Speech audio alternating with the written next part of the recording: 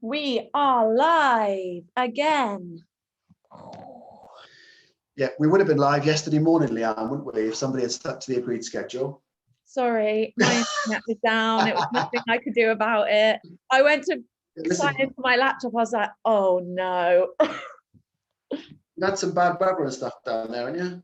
Yeah, Plymouth can't handle a bit of wind. So our telegraph pole out the front here, the wire had snapped. So I thought it was just our house, but the router wouldn't even reset. But it's all sorted now. Thank you to Sky and BT. Right, now you actually look very well today. You look very well. Have you been my first question? On for you. Oh, right. I thought it was, well, at least you got dressed. At least you got dressed for me today. That makes a change. Excuse me. I thought it was the elimination. I thought it was the elimination diet working its wonders, was it? Yeah, it's the elimination diet.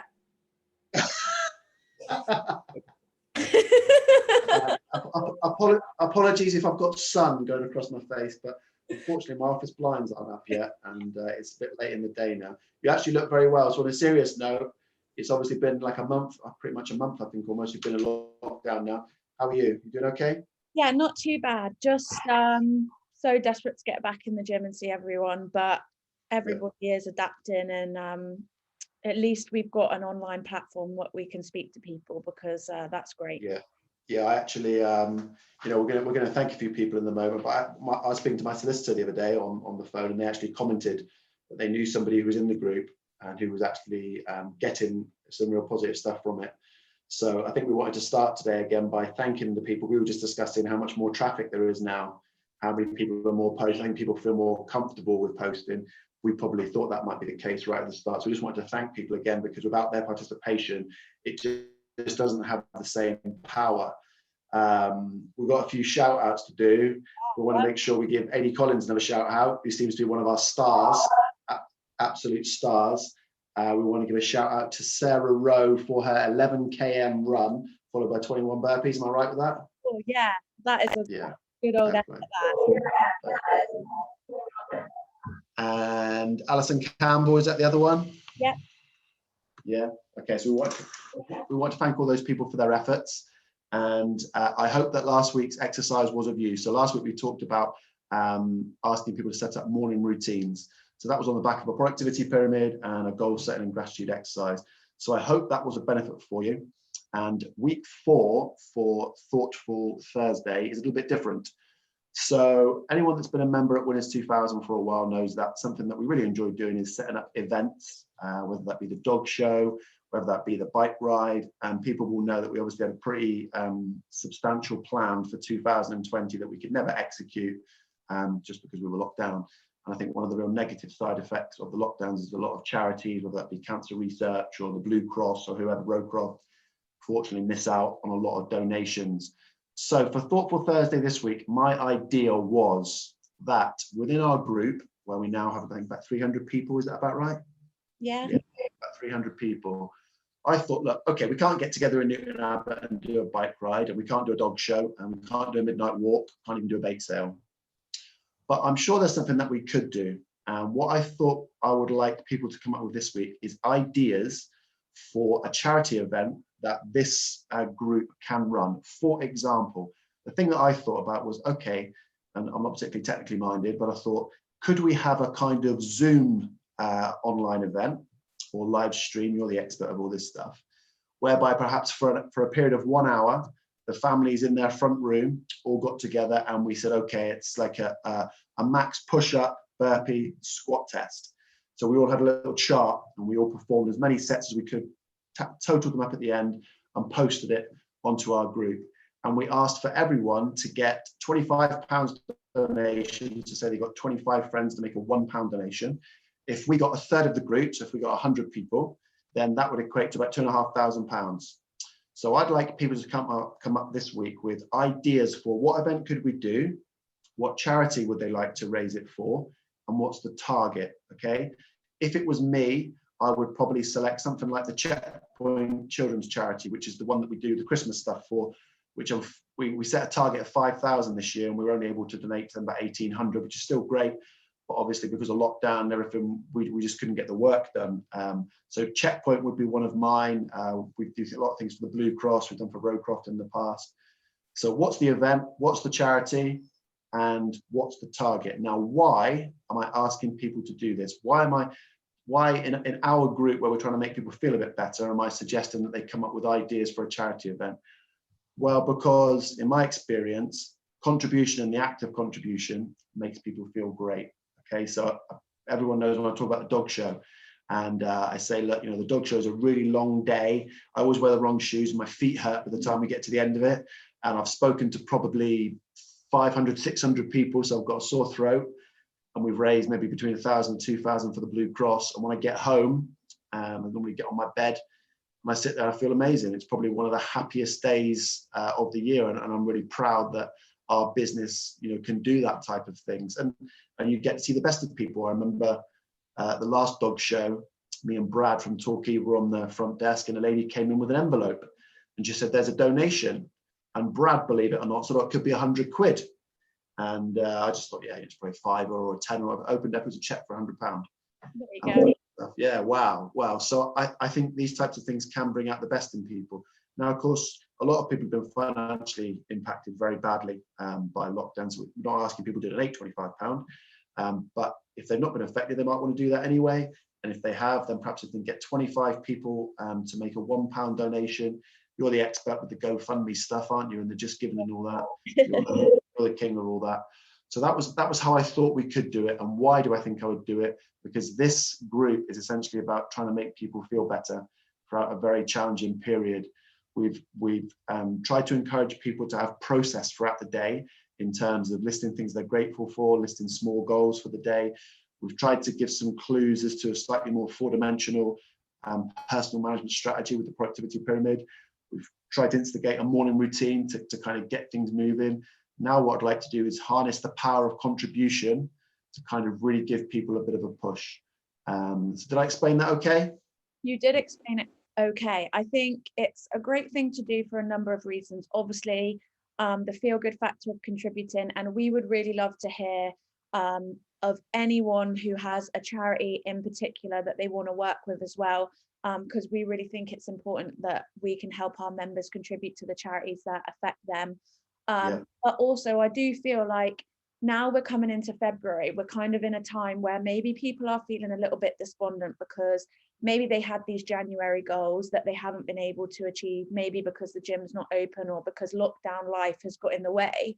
And I think having something like a squat challenge, a burpee challenge, or something that we can all work towards as a group is going to give people something to really focus on and look forward to for this, what we know is going to be another month of lockdown, the calm before the storm, getting back into it. So I think it's a great thing for us to arrange. So we'd love to hear all your ideas. Yeah, and I just want to go back to one thing. We want to try and help people feel a bit better. All right. Sounds very, very simple, doesn't it? In pretty much every athlete that I've ever worked with, some who earn a lot of money, one of the greatest rewards they get is when they go and do something. Right. And it sounds very simple, doesn't it? But when we had Rachel, didn't we, from Mayfield on the podcast, and I said to you, how impacted I'd been when I'd been there at some of the do's and stuff. I've seen that with athletes, whether it be Iron Mike or Butts or whoever. And I should just give a shout out to Butts, had his baby boy yesterday, baby Ralph. To any of our members, Dan Butler, who played for Torquay, I'm sure a lot of you remember him. He had his second child yesterday, lovely. Didn't call him Simon for some reason. I wonder why. He had his baby boy. But I see all these athletes who you might think get the biggest kicks from money and winning and all the rest of it, and you see them turn up at dog centers and stuff, and it just makes them feel amazing. So I really hope we can tap into that and harness that. One other thing I was going to just mention in this week's lockdown group was, I think it was in here, or it might have been on the podcast, we talked about the social media purge, didn't we? Was it? Yeah, it was on here. Yeah, so a friend of mine, he doesn't live in this area, but has had a really rough time through lockdown. So he lost his job, broke up with his long-term partner, having a really, really rough time. And just chatting to him sort of on WhatsApp and bits and pieces, giving him all the same suggestions we've done in here, and just tried to be like a good friend to him. But one of the things I finally got him to do was he completely wiped Instagram, Facebook, and Twitter, like uninstalled them. It's about 10 days ago now. And he was the type of person who would get involved in a conversation, argument type thing invest a hell of a lot of energy into it, like emotion into it, and want to win the argument, and then wonder why he was exhausted. Anyway, so he's had a pretty rough time, but I spoke to him earlier today. He just happened to message me, and I think the exact text that he sent me was, "It's the best thing I've ever done." And I'm not saying that people should delete their social medias, but when I got his message there, I thought it might be relevant for this group, in terms of, we spoke in one of these about the inputs and about the negativity and all the things that can happen. And he certainly found it very calming to have completely removed that. So now he's choosing who he communicates with. So it's either a Zoom or a WhatsApp or whatever. He's choosing the people he wants to speak to. He's choosing the inputs. You know, I said to him, don't watch the news, don't do any of it, you know, and gave him a few recommendations for YouTube channels like Impact Theory and Gary Vee and Anthony Robbins and stuff. But I thought that was relevant. That's someone that's actually gone like the whole hog and completely wiped it and said, you know, he just feels a lot better. So I just thought that'd be relevant for the group. Yeah, I, interestingly enough, yesterday on my walk was listening to a podcast, and they brought up the term influencers and the effect they can have on people's psychology and mental health. And they were saying, like, what I thought was really interesting is that every single human being you come into contact with has some sort of influence upon you. That is just the way human psychology works. But you can choose what you decide to consume in terms of content and how that influence can be positive or negative. And there are a lot of platforms on social media that are specifically designed to create negative conversations, negative emotions. You know, sometimes I laugh at the platforms like Spotted in Paint and Spotted in Kingsbridge or whatever, but all they are is just a platform where people can basically get out their emotions behind a keyboard and instigate arguments. And what I try and say, you know, some of my friends I see getting in arguments is, you know, who are you arguing with? Because that person does not have anything to do with your life. They have no positive influence. You are choosing to manifest your own stress by getting involved in that conversation. Like, unfollow it, you won't even miss it, and you'll feel so much better. And I think it's really important, you know, especially in lockdown when internet usage has gone through the roof, because we're just trying to stay connected with the human race through social media, that it's important you really like focus on following people that genuinely influence you in a positive way, like motivate you, teach you things. You know, people like Tony Robbins and all the people you suggest, Gary Vee, things that genuinely make you smile, even if it's like people just doing random silly stuff, like things that make your day more positive, not negative. Yeah, I was chatting on the phone to my doctor at Breakspear. We talked about this in one of the podcasts where I do my blood work, like an annual checkup, like an MOT, what we used to call a Bupa. Obviously, I can't do it at the moment because I can't get up there. But we were just having a general chat, and she is doing a PhD in immunology. She's an expert in the immune system. That's her thing. She's a doctor and naturopath, but her specialism is in the immune system.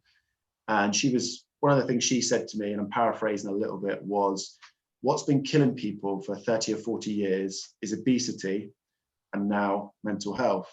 And she said, you can link the obesity sort of epidemic to when they redesigned the food pyramid, the World Health Organization, and started saying eat 70% carbs and lots of grains, and jobs became more sedentary, so we didn't move. You can kind of link that back, you can see. And she said, and you can kind of link the mental health problems to the growth of social media. And she said, so look, we're obviously in a pandemic or epidemic, however they define it. She said, but the real things over the last 30, 40 years that have been causing the most problems is obesity. Of course, that's the heart disease, cancer, diabetes type things. She says, but more recently, you know, mental health's a problem, and you can link that almost directly to, you know, the growth of Facebook, the growth of Instagram. So these things that were great, that are amazing. If I want to find out anything about the Patriots, I've got 5 or 6 things that I can just tap into, and I know everything. You know, I can listen to things from Boston, all that stuff. That is amazing. So I suppose what we're saying is it's probably more about how you use it, isn't it? I think it's about everything in life. It's about finding the balance. And I think it's about becoming very self-aware and realizing that if you are spending 30 minutes, 20 minutes, even if it's just the time in which the adverts on your TV program that you're watching, if you're spending that time on social media and you are putting your phone down, feeling like shit, feeling like you are not a worthy human being because you don't have abs or because you don't holiday in the Maldives, or you don't have that car, or you don't have this, or you're engaging in stuff that is causing you stress, then you need to really reflect and say, hang on a minute, I need to stop this. I need to move my vision in a different direction on social media, because I need to look after myself. I need to protect my mental health. And I want to consume stuff that actually makes me think, oh, I've done really well, or I've contributed to that charity, or I've learned something today that I didn't realize. And that is where you have to learn to become aware of what you are doing on a daily basis. Yeah, me and you are starting to preach a little bit here, aren't we? But I think what we're probably saying, yeah, you always preach. I think what we're saying is, maybe in our experience, it'd be great if people thought about using social media for their own benefit and not letting it use them. Maybe that's how we should clear that conversation. The group, what about if we, on top of the charity stuff, ask people to share 5 accounts that they follow that are really positive accounts, that are educational, and that have helped them in lockdown, or learn something about anything really. Great idea. I could list 5 now if you want me to. But I'll list 5. All right. So Gary Vee, Anthony Robbins, Impact Theory, Lean with Leanne. Robin Sharma, yeah, and Felger and Maz. If you want to find out anything about Boston sports, Felger and Maz. Okay, here are my 5. Well, although mine are pretty fitness industry based. So, Lean with Leanne. Number 1. Winners 2000 Fitness. Number 1. You didn't even plug your own page. I love ESG Fitness. She's very knowledgeable in all things female fat loss, so you can learn stuff from her. Jamie Alderton is great with mindset, business and fitness. And Paul Moore is great about talking about mental health. And Tom Chapman, he's a local guy. I've got loads. I'll post them in the group. Yeah, God, I could post loads too. Yeah, I could post loads too. Okay, so the one other thing that we wanted to just let people know about was perhaps some Q&A type interaction. So initially we thought this lockdown was going to be, again, maybe three weeks, whatever. It seems to have gone a bit longer. And we just chatted off camera and said, okay, well, we aren't able to get in and film any podcasts. And what we were hoping to do with the podcast series was to start to involve the trainers and the members, so we could start to feature member stories and trainer stories, but we've never been able to evolve that because we can't sit down and do it. So one of the things Leanne and I thought we might offer is, for anybody in the group, if there are any questions you have with regards to topics like, because Leanne and I can waffle, as you can probably tell, if you're interested in anything to do with Winners 2000, it's 22 years now since I started this business. If there's anything you're interested in about Winners 2000, ask. If there's anything you're interested about business, so that's actually one of the subjects that I lecture on. And although I definitely don't consider myself a businessman, if I can answer any questions or give any insight, happy to do it. The things that I like to talk about are probably sports performance, hypertrophy, strength, speed development, body composition changes, psychology, philosophy, religion, faith. These were probably all the topics I like to talk. Torquay United, I like to talk about Torquay. Definitely like to. We're not talking about Torquay United. Come on. Since the day they sacked Kev, I don't know anything about it. But pre that, I know absolutely everything about it. Let's talk about the Toon Army. Toon Army, yeah. Let's talk about Toon. I can talk a lot about the Toon Army. So Leanne and I thought, if there's anybody that has any questions about anything, what Leanne and I would then do is film a kind of Zoom podcast where we'll have a kind of list of questions. We can definitely have some expertise in some of these areas. We thought that it might just be slightly interesting and positive content for you to watch, perhaps while you're doing your skipping at home, or perhaps while you're in the bath or feeding the kids, or whatever like that. So we can definitely waffle on about absolutely anything you want. If you training questions, for example, because I think before long we're going to get a date where we know we might be able to reopen, and then I think people hopefully will set goals immediately. So if you've got training questions, Simon, I'm really trying to improve my bench. What's the strategy for it? Fire them away and we'll do our best to answer them. Cool, yeah. So please, in the comments this week, we would like to see charity event ideas and charities you would like us to raise money for. Give us your 5 favorite accounts that are positive and influential, motivating and inspirational, and any questions you may have for us, and we will set up a Q&A podcast online. How exciting is that? It is very exciting. No, you look full of beans. So what are you doing tonight? I've had a great day. I've had daddy daycare again today. Love it. Absolutely, yeah, my favorite day. He's developing real quick. He now has very typical habits for a 1-year-old, like pushing a suitcase around the house like a prowler, Oh, bless. put more and more weight in the suitcase, carrying bacon and steak around the house, you know, like most 1-year-olds do. But yeah, he is developing very quickly. And we saw his little friend Esther at the park today when we were doing the prowler. So I've had a lovely day. And do you know what? The sun, I don't know what it's like where you are, but the sun is out. You might be able to tell with it coming through my office window. The sun is out here today. And I thought to myself, maybe just the sight of a bit of sun, because I don't know what it's been like there, but it's been horrendous here for the last week. Just, I was down the park at the weekend. It was just like a swamp and there was nobody there, like nobody. It was freezing, raining. So I just wonder if maybe this little bit of sun is just going to provide people with a little bit of, you know, it's coming. The I world's think that's right. Yay, it's blue sky outside. It's not dark yet. It just makes me feel and like you're smiling, so you must have been doing something, right? You've been chatting to Turner today, haven't you? Huh? Yeah, I have. Yeah. Yeah. What was that face for? Huh? Because I feel like you're insinuating something there. Nah, not me, dude. Not me. I'm not one for gossip, dude. Yeah, that's you. You're the one for that. Yeah, I'm the queen of goss. The only way is Leanne, isn't it? That's what they call it. Oh my God, that is the best statement you've ever made in your life. The only way is lean with Leanne. Thank The only you. way is Leanne, yeah. Hey, what's on tonight? Anything? So I'm going to go get my 10,000 steps in because I'm doing a little self-experiment this week on NEAT because my NEAT has been really low. So I want to see what effects that has on my physical and mental goals. So I'm going to go out for a little walk. I think my husband's out taking his daughter. She's got her L plates on, driving around. Oh, brilliant. Yeah. God, I remember doing that. Yeah, that was great fun. You've got that to come again now. I have, yeah, I have. I think some people think that I might be a granddad this time. You know what I mean? They're like, I thought your kids were grown up. Yeah, well, I've done it all again. And No. I'll probably just give a shout out to the Bucks, Tampa Bay Buccaneers. So anyone that knows me knows that the Patriots are a huge part of my life. My daughter was born the day that Tom Brady made his first start for the Patriots, 30th of September 2001. That's where our connection comes. Anyone that follows American football know that he left the Patriots this year.